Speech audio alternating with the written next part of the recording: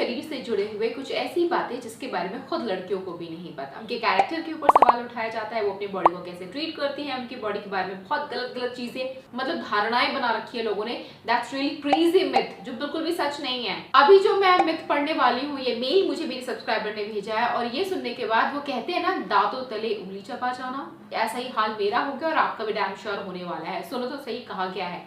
उनका ये कहना है कि मैम प्लीज ये मेल पढ़ लेना। चलो मेन चीज आपको बताती हूँ। आपको तो पता ही होगा कि when a girl child is born, ये बहुत लंबा है, इन शॉर्ट में आपको बताती हूँ। मेरी सब्सक्राइबर का कहना है उनकी माँ भूल गई थी ये काम करना जो कि उनको बचपन में करना चाहिए था जब वो पैदा हुई थी। बचपन में क्या करना चाहिए था, जब वो पैदा हुई थी तो उनके ब्रेस्ट को स्क्वीज करके ब्रेस्ट से मिल्क निकाल देना चाहिए था। उनकी माँ ने वो ब्रेस्ट से मिल्क नहीं निकाला, इसकी वजह से अब उनके ब्रेस्ट उनकी बॉडी से बहुत ज्यादा हैवी और बल्जी हैं। उनकी एज ग्रुप के सारे फ्रेंड्स के ब्रेस्ट काफी स्मॉल है और इनके बहुत हैवी है, जिसकी वजह से वो कॉन्फिडेंट फील नहीं करती हैं। अगर आपके ट्रेडिशन में ये चीज होती है तो मैं बता दूं ये बहुत क्रेजी वियर्ड एंड डेंजरस चीज है। हो सकता है कभी आप स्क्वीज करो उसके अंदर से मिल्क आ भी जाए तो वो सिर्फ इसलिए क्योंकि बच्चा माँ के पेट में होता है। सो जो माँ के हार्मोन्स होते हैं वो बच्चे के अंदर भी चले जाते हैं, तो थोड़ा बहुत अगर बेबी गर्ल है तो उसकी छाती में दूध होना इज नॉर्मल, वो अपने आप ठीक हो जाता है। आपको उसको स्क्वीज करके निकालने की जरूरत नहीं है। अगर आप ऐसा किसी बेबी के साथ करते हो तो आप उसके साथ बहुत गलत कर रहे हो,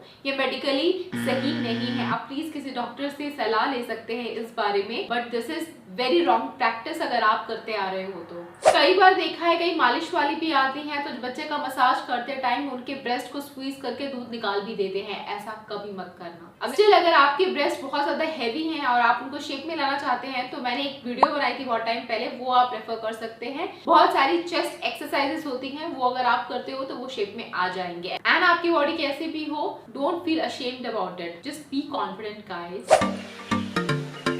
नेक्स्ट क्वेश्चन मेरी सब्सक्राइबर ने पूछा है कि वो बहुत परेशान रहती हैं ये सोच करके कि उनके बट पे हेयर है, क्या ये नॉर्मल है? मेरी बॉडी के कई ऐसे हिस्से हैं जहाँ पे हेयर है, सो मुझे उसको रिमूव करने के लिए कौन सा मेथड चूज करना चाहिए? सबसे पहली बात, हम इंसानों के ऑल ओवर बॉडी हेयर होते हैं, कहीं छोटे होते हैं कहीं बड़े होते हैं। हमारे फेस पे भी हेयर होते हैं, बहुत छोटे होते हैं उतने नजर नहीं आते, कई लोगों के बहुत बड़े फेशियल हेयर होते हैं। ऑल्दो हमारे जो बाल होते हैं सर पे हो तो बहुत अच्छे लगते हैं, पर बॉडी पे हो तो उतने अच्छे नहीं लगते हैं। आपको घबराने की कोई बात नहीं, चाहे आपका वो इंटीमेट बॉडी पार्ट हो, बट एरिया हो, बेली हो, चेस्ट हो, निप्पल अराउंड हो, कहीं भी आपके बॉडी हेयर हो सकते हैं। That's absolutely normal. इसमें आपकी कोई गलती नहीं है कि आपके इतने ज्यादा बाल हैं या आपके बाल क्यों नहीं हैं। ऑल्दो अगर आप अपने हेयर को रिमूव करना चाहते हैं तो बहुत सारे मेथड्स आते हैं जिसके ऊपर मैं ऑलरेडी वीडियो बना चुकी हूँ, वो आप देख सकते हैं। कई लोग अपने बट हेयर को बिक्नी वैक्स से रिमूव करना पसंद करते हैं, कुछ ट्रिमर यूज करना पसंद करते हैं या कुछ नेचुरली ऐसे ही रहने देते हैं। ये टोटली आपका पर्सनल हाइजीन है, पर्सनल चॉइस है कि आप किस में कंफर्टेबल हो। हेयर होने या हेयर ना होने की वजह से you need not to feel ashamed. इस पुरुष प्रधान देश में एक चीज बहुत ज्यादा देखी जाती है कि अगर कोई लड़की अच्छे से सज धज के तैयार हो जाए या कुछ सेक्सी रिवीलिंग क्लोथ्स पहन ले तो दूसरे लोग कानाफूसी करने लग जाते हैं। है ना, ऐसा लड़कियों की ड्रेसिंग सेंस को देख करके कमेंट किया जाता है, उनके कैरेक्टर के बारे में उंगली उठाई जाती है। अगर कोई महिला सेक्सी आउटफिट पहने या किसी भी तरीके के आउटफिट पहने, ये उसकी बॉडी है, let her decide what she wants to wear. आप किसी के कपड़ों को देख करके नहीं बोल सकते हो कि वो रेप करने के लिए ऐसे कपड़े पहने। अक्सर हमने देखा है जब भी लड़की के साथ कुछ गलत होता है, बुरा होता है, लड़कियों का शोषण होता है, तो लड़कियों के ऊपर उंगली उठाई जाती है। उसने ऐसे कपड़े पहने थे, she was asking for it, उसको तो ये चाहिए ही था, ऐसा तो होना ही था, कपड़े क्या पहने थे। बूढ़ी से बूढ़ी औरतों के साथ और छोटी से छोटी बच्चों के साथ गलत चीजें होती हैं। अगर लड़की ने किसी तरीके के कपड़े पहने हैं तो उसके कपड़ों का उसके साथ हो रहे शोषण का कोई लेना देना नहीं है। किसी ने किसी भी तरीके के कपड़े पहने हो, किसी का कोई हक नहीं बनता कि वो उसका शोषण करे। सेक्सुअल हार्शमेंट, सेक्सुअल असॉल्ट और violence is never the fault of a victim, but लड़कियों की बॉडी से, लड़कियों के कपड़े से ये चीज जरूर जोड़ दी जाती है कि उसने ऐसे कपड़े पहने थे इसीलिए उसके साथ शोषण हुआ है, इसीलिए उसके साथ गलत हुआ है, she was asking for it. ये सब चीजें जब मैं कहीं सोशल मीडिया पे पढ़ती हूँ, देखती हूँ या किसी को बोलते हुए सुनती हूँ ना, तो सच में बहुत गुस्सा आता है कि कौन सी सेंचुरी में रह रहे हैं और कहाँ लोग अभी भी बैठे हुए हैं। जब तक कोई इलीगल काम नहीं कर रहा है अपने साथ, अपने शरीर के साथ, वो किसी भी तरीके के कपड़े पहने, बट हाँ थोड़ी डिसेंसी की उम्मीद तो मैं रखूंगी अपनी लड़कियों से कि जहाँ ओकेजन है, जो वातावरण है, जहाँ आप जा रहे हो उसके हिसाब से पहनो। अदरवाइज आप जैसे कंफर्टेबल हो, just be the way you are. School में हर चीज सिखाएंगे, पर जो चीज इंपॉर्टेंट है और लाइफ में काम आने वाली है, जो लड़की के शरीर से जुड़ी हुई है ना, बस इन सब चीजों के बारे में कोई कभी नहीं बताता है कहीं भी। इसीलिए you need to subscribe my channel. अभी के भी रेड बटन है सब्सक्राइब का, इसको दबाओ और बहुत सारी इंफॉर्मेशन लेके जाओ रिलेटेड टू गर्ल्स।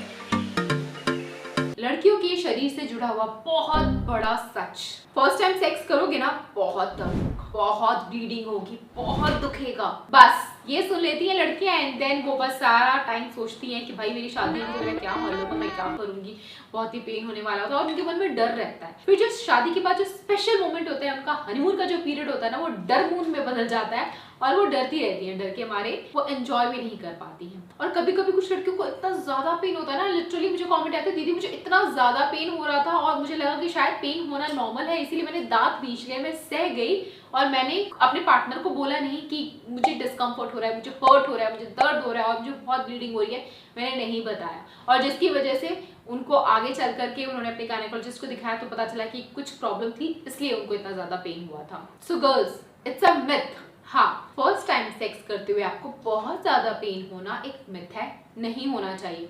सेक्स एक प्लेजरेबल थिंग है, you should enjoy, have fun, मजा आना चाहिए आपको।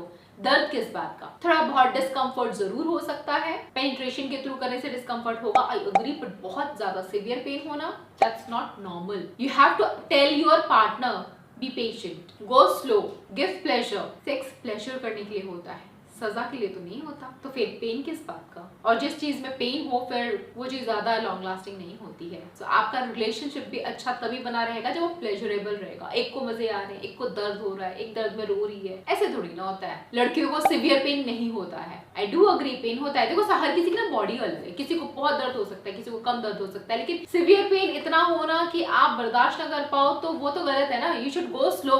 जरूरी नहीं है कि फर्स्ट बार में ही it has to be done, no, it can take few more days also और weeks also। आपका इंटरकोर्स इंटीमेट का जो प्रोसेस है ना, उसको एक बार में ही फिनिश मत करो, गो स्लो। हफ्ते लगते हैं, लगने दो, but don't hurt your girl. Girls are not meant to be hurt. रही बात ब्लीडिंग की, तो हाँ, अगेन सबकी बॉडी अलग है, किसी को ब्लीडिंग हो सकती है, किसी को ब्लीडिंग नहीं हो सकती है, सो आप इससे जज नहीं कर सकते हो।